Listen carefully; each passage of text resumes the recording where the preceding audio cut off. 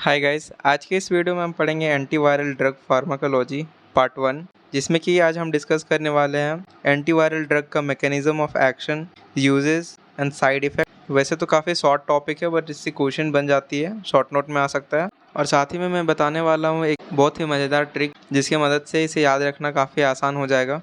तो आओ शुरू करते हैं। Uses of antiviral drug. पहले जो मेन पॉइंट्स है उसको कवर कर लेते हैं, फिर मैं इसका ट्रिक्स बताऊँगा। तो uses of antiviral drug, first one is it reduces the risk of opportunistic infection. वैसे इन्फेक्शन जो कि नॉर्मल केस में नहीं होती है, बट अगर किसी तरह का चोट लगा, इंजरी हुआ, तो उस केस में इन्फेक्शन हो जाए, तो वैसे इन्फेक्शन के रिस्क को ये प्रिवेंट करती है।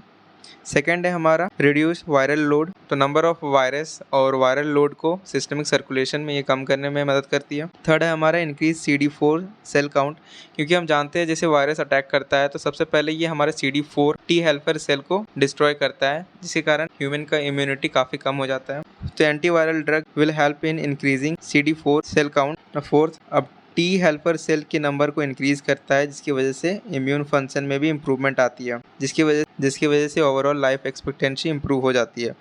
तो इसे याद रखने का काफ़ी इंटरेस्टिंग से एक ट्रिक है, जिसकी मदद से यूजेस और साइड इफ़ेक्ट दोनों ही याद हो जाएंगे। इसको कि हम लास्ट में डिस्कस करते हैं। इसके बाद हम डिस्कस करते हैं mechanism of action. Mechanism of action of antiviral drug, ये शॉर्ट नोट में आ सकता है या फिर 1-2 नंबर के क्वेश्चन में भी दिया जा सकता है, क्वेश्चन पेपर में।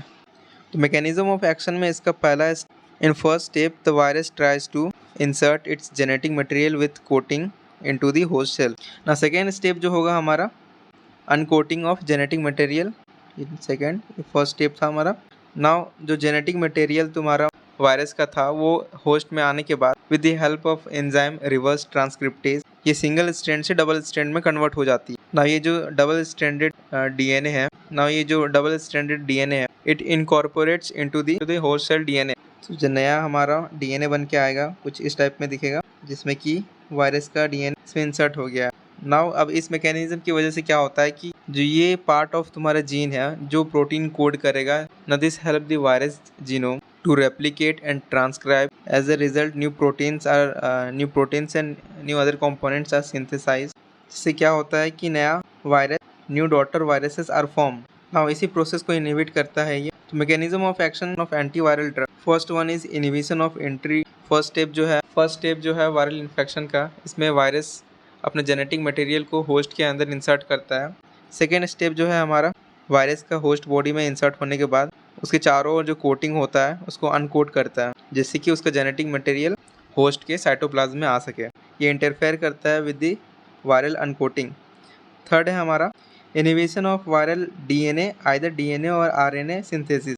थर्ड स्टेप जिसमें कि वायरस का डीएनए खुद को इनकॉर्पोरेट कर लेता है into the genome of host. इस प्रोसेस को ये इनहिबिट करता है, जिससे कि रेप्लिकेशन, जीनोम का रेप्लिकेशन ना हो सके। Fourth, inhibition of viral replication by preventing it's incorporation into host genome. Now side effect देखते हैं। तो gastrointestinal side effect like nausea, vomiting, diarrhea and abdominal pain. Neurological like headache. Dermatological like rashes, skin rashes are also seen. Hematological like anemia, decrease in RBC count. And in hepatic side effect, elevated level of liver enzymes are seen. Oppo reduced camera quality, I think below expectation, very गंदा। Now इससे तुम्हें uses और side effect पूरे याद हो जाएंगे। कैसे देखते हैं। यहाँ ओप्पो से अपॉर्चुनिस्टिक इन्फेक्शन तुम्हें याद हो जाएगी। रिड्यूस्ड में रिड्यूस्ड वायरल लोड। कैमरा से याद रखना CD4 एंड क्वालिटी में क्वालिटी ऑफ लाइफ। आई से इम्यून फंक्शन याद रखना, इम्प्रूव इम्यून फंक्शन। एक्सपेक्टेशन से लाइफ एक्सपेक्टेंसी। तो इस सेंटेंस से तुम्हें पूरा यूजेस याद हो जाएंगी आसानी से। अब गंदा से याद रखना है इसका साइड इफेक्ट। अब साइड इफेक्ट इसका कैसा है, गंदा वर्ड याद रखना। जी से तुम्हारा हो गया गैस्ट्रोइंटेस्टिनल साइड इफेक्ट, जो कि नोजिया वोमिटिंग है। ए यहाँ यूजलेस है। N for neurological like headache. D for dermatological में कि अनीमिया आता है। और एच फॉर हेमेटोलॉजिकल और हेपेटिक। तो ऐसे तुम इसका पूरा तीनों पार्ट याद रख सकते हो, uses, side effect and mechanism of action, जो कि तुम्हारी यूनिवर्सिटी के लिए शॉर्ट नोट में इंपॉर्टेंट है। अगर वीडियो अच्छी लगी हो तो लाइक करना। Thank you.